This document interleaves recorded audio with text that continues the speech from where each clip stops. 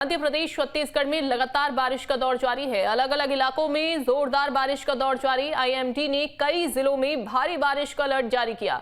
पूर्वी मध्य प्रदेश में भारी से अति भारी बारिश की संभावना है। अगले 5 दिन तक छत्तीसगढ़ में जमकर बरसेंगे बादल, जहां कोरिया, मनेन्द्रगढ़, भरतपुर जिले में भारी बारिश होगी।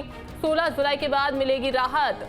और आपको बता दें कि 16 जुलाई के बाद देखिए बारिश में भी कमी आएगी। छत्तीसगढ़ में 4 द्रोणिकाओं के प्रभाव से मॉनसून सक्रिय है।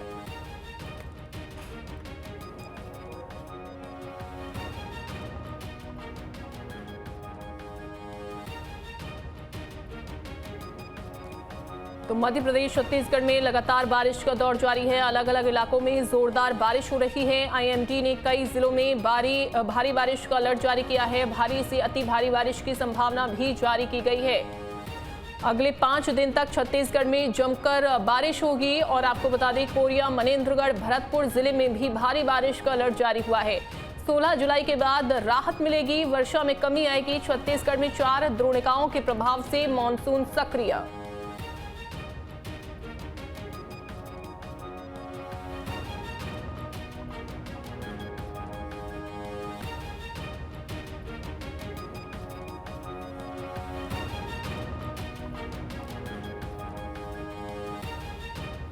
और हमारे साथ हमारे सहयोगी भी जुड़ गए हैं। राहुल बेमित्रा से हमारे साथ जुड़ गए हैं, और भोपाल से अतुल हमारे साथ, और शहडोल से कृष्णा हमारे साथ जुड़ गए हैं। सबसे पहले तो राजधानी भोपाल का ही हम रुख करेंगे।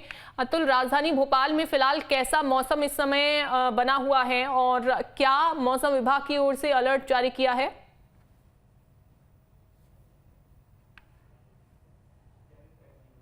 देखिए, मौसम विभाग की तरफ से लगातार अलर्ट जारी किया जा रहा है, ना केवल भोपाल के लिए बल्कि आसपास के क्षेत्र के लिए।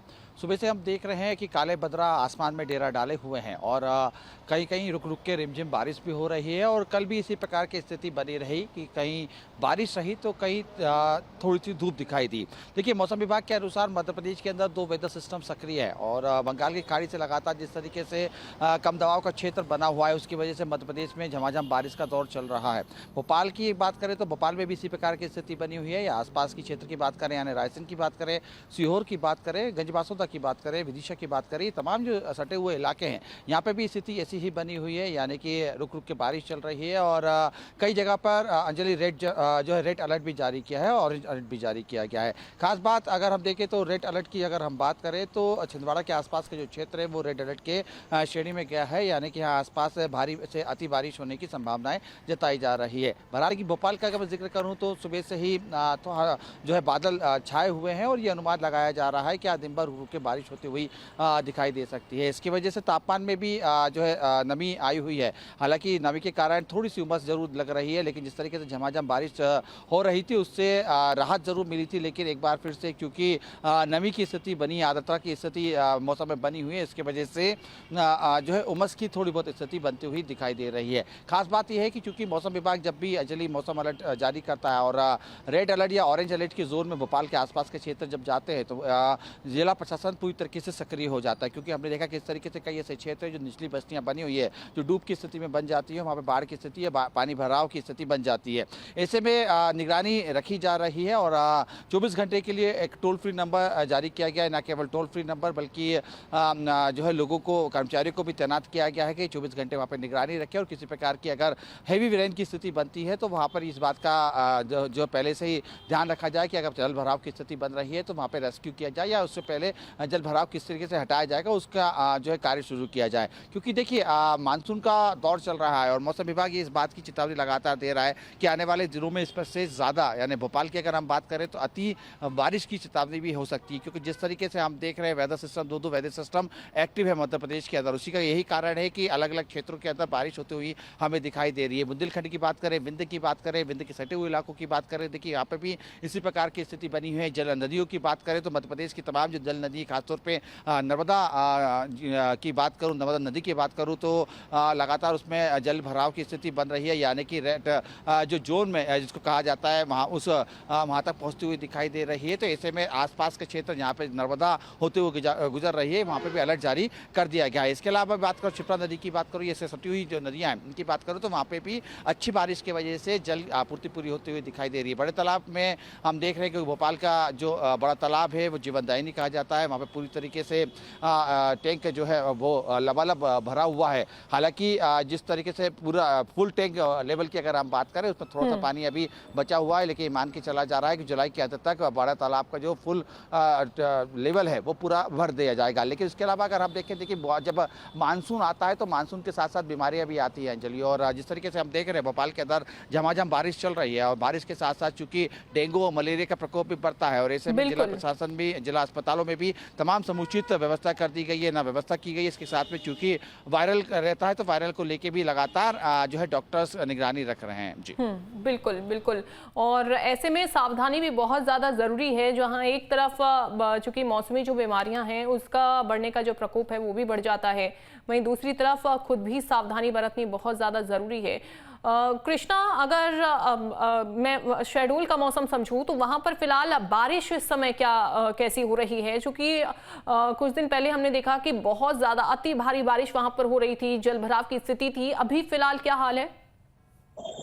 देखिए, जो पिछले दिनों 5 और 6 जून को बारिश हुई थी तब बारिश का तांडव देखने को मिला था, जहां पर पूरे क्षेत्रों में जल भराव की स्थिति हो गई थी। लेकिन जो फिलहाल अभी 5-6 जून के बाद से बारिश रुक रुक के हो रही। बीती रात अभी 1 घंटे फिर तेज बारिश हुई।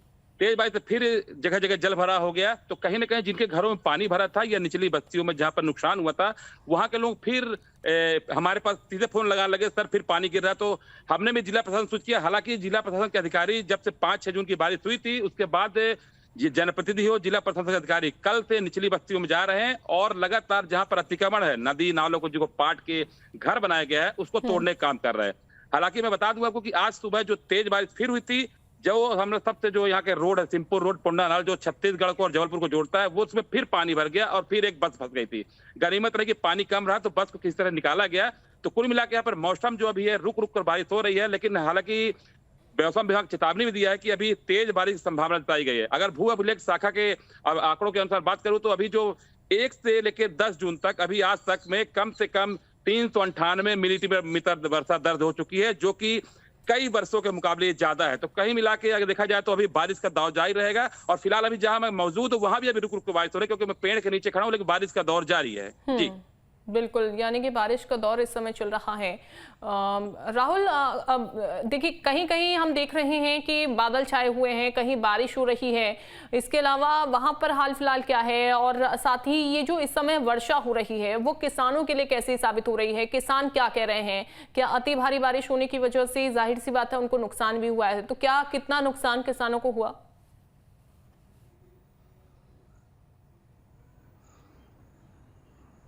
देखिए अंजलि, मैं बता दूं कि छत्तीसगढ़ में लगातार मौसम को लेके जो मौसम विभाग है अलर्ट पे है, अलर्ट जारी कर दिया है। इसी के साथ में कई जो जिले हैं छत्तीसगढ़ के वहां भी अलर्ट जारी है। बेमेतरा जिले में भी रेड अलर्ट जारी किया गया है। लगभग 1 हफ्ते से रुक रुक के लगातार यहाँ पे बारिश हो रही थी। बारिश के कारण में जो छोटे छोटे जो नदी नाले हैं वो उफान पे है। मोगरा जलाशय से लगभग कई सौ क्यूस पानी छोड़ा गया था, जिसके कारण शिवनाथ नदी अब बाढ़ की स्थिति बनती जा रही है धीरे धीरे। प्रशासन ने अलर्ट जारी किया है शिवनाथ नदी के तटों पे।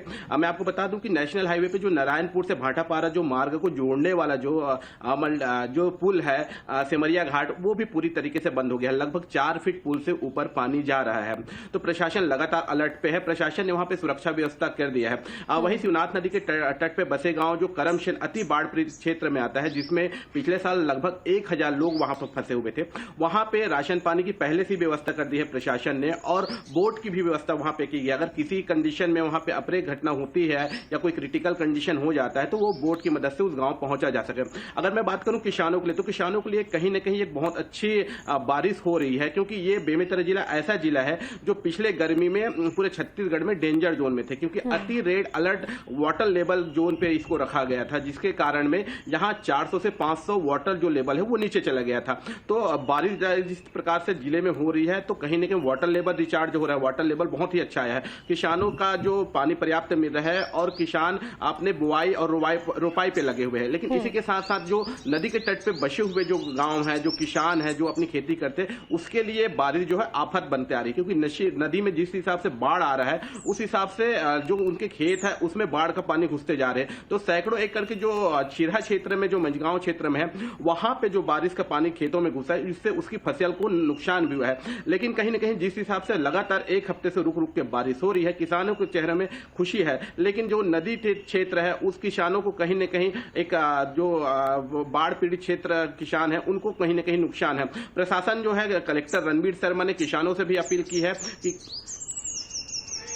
ठीक है, बहुत शुक्रिया आप सभी का जुड़ने के लिए। तो देखिए, बारिश हो रही है और कहीं हल्की तो कहीं तेज बारिश की वजह से जलभराव की स्थिति भी हो गई है।